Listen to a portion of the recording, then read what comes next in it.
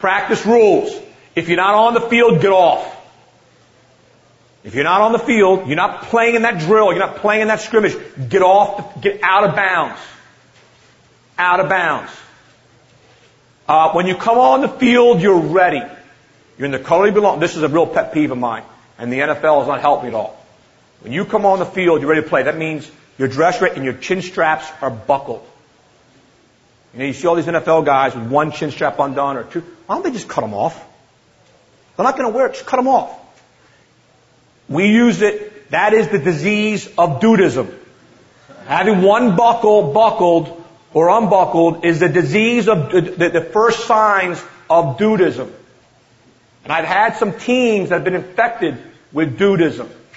When I bring them all in, I tell them, as Dr. Hogan, I'm going to tell you how we remove dudism. You can do self-help and fix it on your own if you wish. You can see teammates and they can help you through the problem. But if it's a real serious case of dudism, the only way you get it is by seeing Dr. Hogan, and the only method he knows that works so well is running the piss out of you. So you choose how you wish to be cured from dudism. My son's doing a PG year at Deerfield Academy. There was a school I wanted him to go to and do a PG in the worst way. We scrimmaged that team. He told me, I'm not going there. Why? Those guys all had their chin straps undone before they went to scrimmage them.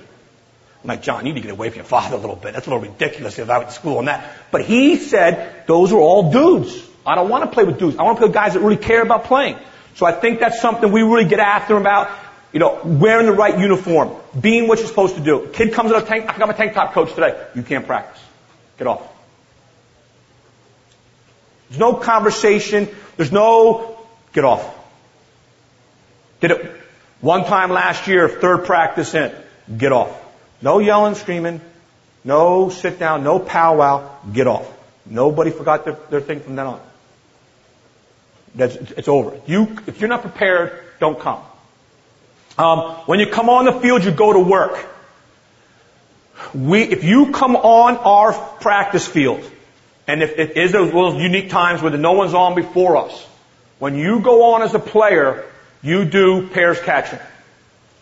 You don't shoot.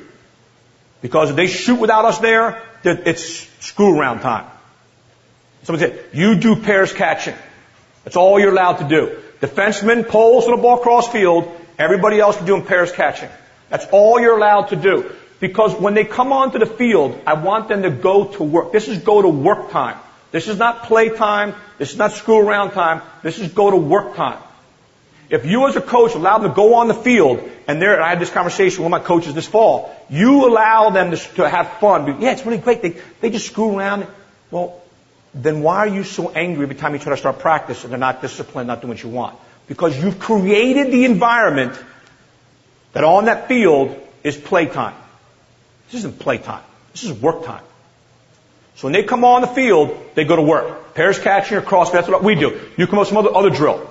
Or make sure you have coaches on the field that are working with kids. But they come on the field, they go to work. If you're injured, you're a manager. One of Brian Matt's favorite things is, what are you doing to help your team today when you're hurt? Well, then you become a manager. That's not a discipline. It's not a bad thing. You're helping your team today. Fill up the water bottles. Get the balls to the right places. Move goals. Keep time. In the winter, in February, we're outside freezing our butts off at 7 o'clock. They all volunteer. All the hurt guys volunteer to keep the scoreboard running in the heated press box. If they don't fall asleep. And then we throw a ball to wake them up through the glass window. If you're injured, you're a manager. If you're injured, pay attention. Learn. One of my rules, I hear a lot of high school coaches say if they don't play if they don't practice the day before a game, they don't play in the game. I think what that does, that gets a lot of injured guys coming to practice. A lot of sick kids coming to practice. They're injured, and you trust them, you believe in them. Let them take the day off. They're sick at home, they're puking their brains out, it's a 24-hour bug. Let them stay home.